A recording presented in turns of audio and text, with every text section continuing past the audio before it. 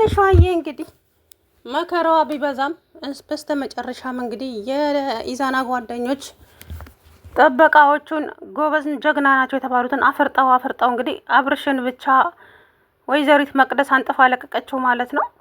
እዩም እንግዲህ የቦቻ ንግግር አይምሯን ስለነካት ስማ እንዴት አደረጋችሁ ምናምን ስትለው ስሚ እኔ እንኳን ደህንነት ይዞኝ ነው፣ አንቺ ግን እንዴት እህትሽን ጓደኛሽን አሳልፈ ትሰጫታለሽ?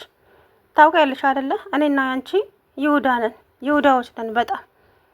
ከዛ በኋላ እሱ ያንን ቃላት ነግሯት ሲሄድ በጣም ጭንቅላቷን መታት። ምን ሆኜ ነው ግን? ቆይ እኔ ነኝ እንደዚህ ያደረኩት? ለምን ግን ትንሿ ምን አደረገችኝ? እያለች እንግዲህ አቶ ጆሲም ቡቻን እንግዲህ አሁን አይኑን ያዝና እኔ ትንሿን እንጂ እሱን አምጣልኝ ብያለሁ እንዴ? ቾቻን አሁን አይኑን እሰርና በሩ ላይ ወስደጣለሁ። እኔ ትንሿን አያቴ ጋር ገጠር ወስዳታለሁ። ትምህርትም እዛው ትማራለች። የፈለገችውን ነገር አድርግላታለሁ። እኔ በህይወት እያለሁ መቼም ሚዛና ጋር አንድ ላይ አትሆንም እያለ አብርሽ እንግዲህ ከኋላ መጥቶ ሀንግ አድርጎት እነ ቹቻ ቤት ይዞት ሄደ። እዛ አስረውት እንግዲህ እነ ልሁል መጥተው አንተ ከሀዲ አሁን የት ነው ያሉት ተናገር ብለው ይሉትም እነ ጆሲ ቤት ነው። ምን ትንሿ ሳነች? አዎ። እና ምን ሊፈጠር ነው? ወይኔ ቶሎ ካልደረሳችሁ ትንሿን ገጠር ይዟል ሊሄድ ነው። ምን? አዎ ትንሿን ገጠር ሊወስዳት ነው ሀያቱ ጋር። ከዛ እንግዲህ ቶሎ እነሱ ሲሯሯጡ ሄዱ። አብርሽ ቀድሞ ሄደው ነበረ። እንግዲህ መቅደስ አብርሽን አንጥፋ ለቀቀችው። እዛው ወደቀ። አፋፍሰው እዛው አስገቡት ማለት ነው። ልሁል አብርሽ እና መሳይ አቤል ሆነው አንድ ላይ ሄዱ። ከዛም በር ሲያንኳኩ እንግዲህ እነኚህ ጋርድ የተባሎቹ አጋቾቹ ከፈቱ።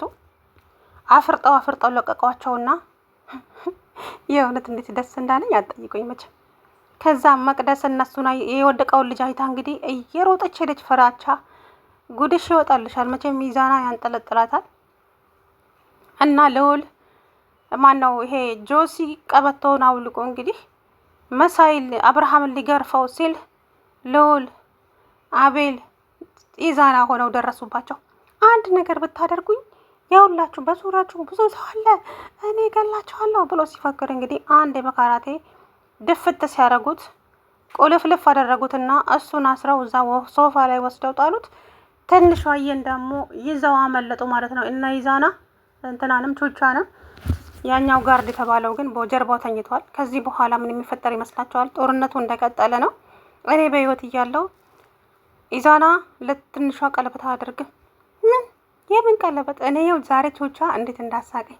ወይኔ ቹቻዬ እንደው ዝም በል ትቦህን እንዳልዘጋለን ዝጋው። ብትዘጋው ይሻለኛል እንዴ ላወራበት መስሎኝ የተፈጠረው ለምን ዝም እላለሁ እያለ ሲለፈልፍ በሳቅ ነው የገደለኝና እንግዲህ እሷም አደንዝዘዋት ስለነበረ ከእንቅልፏ ስትነሳ ቹቻዬ ዋይ ብሎ ሲል በፕላስተር አፉን ድርግም አደረገለት።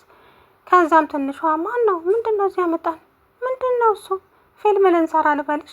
እንደው የቹቻ ንግግር የእውነቴን ነው የምላችሁ በሳቅ ነው የገደለኝና ከዛ በኋላ እንግዲህ አብርሃም አንተ እንዴት ቹቻን እንደዛ እንድታደርገዋለህ? ቹቻ ላንተ ብዙ ነገር አልሆነም? ብዙ ነገር አላደረገልህም? እንዴት ወንድምህን ጓደኛህን አሳልፈ ለሰው ትሰጣለህ? እሱን ማንም አልፈለገው። ማግኔት ሆኖ እሱ ከሌላ አልወርድ ሲለኝ ነው ከትንሿ ጋር ይዤው ሄድኩት። ትንሿንም አንተ ያንክትካት? አዎ አልዋሽህም አብርሃም፣ ምንም ማድረግ አልቻልኩ። የፈለገ ገንዘብ እንኳን ብታጣ እንዴት በወንድሞች ላይ ይሄን ያክል ጭካኔ ትጨክናለህ? ብሎ እንግዲህ እሱና ወስዶ ዝግትግት አድርጎ አስቀምጠው ጅግሩን አስሮ እነ ልዑል አንተ ከሀዲ ብለው ሲሆን አሁን ለትንሿ ድረሱላት፣ ትንሿን ወደ ገጠሩ ይዟት ሊሄድ ነው። እንግዲህ በጣም ተናደደ ጆሲ። እኔም ከዚህ በኋላ ትምህርት አልማርም እየሽ ገጠር ይሄዳለሁ እባክሽ የኔ ቆንጆ እያለ እጇን ይስማታል፣ ግንባሯን ይስማታል። ወይ ኢዛና። ለማንኛውም ጀግኖች ናቸው፣ ደስ ብሎኛል ትንሿዬን ይዘው ስለተመለሱ።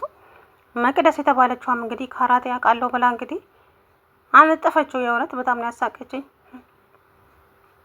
ልጁን አብርሽን እንግዲህ እንዴ ዘላ እኮ በካራቴ ጥልፍ አድርጋ እንደው አውቆ ነው የወደቀላት እንጂ መቼም ለሷ ይወድቃል ብዬ አላስብም። ለማንኛውም መቅደስ ከዚህ በኋላ ጦርነቱ ይቀጥላል። እዩም እንግዲህ የቦቻ ንግግር ጭንቅላቷን ስለነካት ሄዳ ተናገረች ማለት ነው። ከዛ በኋላ ጆሲ አንቺ ነሽ አይደለ? እገልሻለሁ እገልሻለሁ፣ እውነቴን ነው እገልሻለሁ እያለ እሷ ላይ መፎከር ጀመረ። እሷም ሳቀችበት። ምክንያቱም ከዚህ በኋላ እቅድ ምንድን ነው እሱ ብላ ስጠይቃት መቅደስን አልሰማሽም እንዴ ማሬ? ምኑን? ቀጣይ እቅዳችን ላይ አንቺ እንደሌለሽ። አረ እንደዛ ነው? አዎ እንደዛ ነው። ቀጣይ እቅዳችን ላይ የለሽም። የኔና የጆሲ ብቻ ነው እቅዱ ከዚህ በኋላ አለቻት። እንደዛ ከሆነ ጥሩ መልካም እንገናኛለን አለቻትና እንግዲህ እዩ ስትበር ሄደች። ለልውል ልትነግረው ነበረ። እሱ ደግሞ ስለተናደደባት ስልክ እያነሳላት አይደለም። ከዛ በኋላ ነው ነገሩ የቀጠለው። እንግዲህ አብርሃምና ማነው አቤልና ያኛው መሳይ እንዴት እንደሚያስቁኝ በነገራችን ላይ አብርሃምና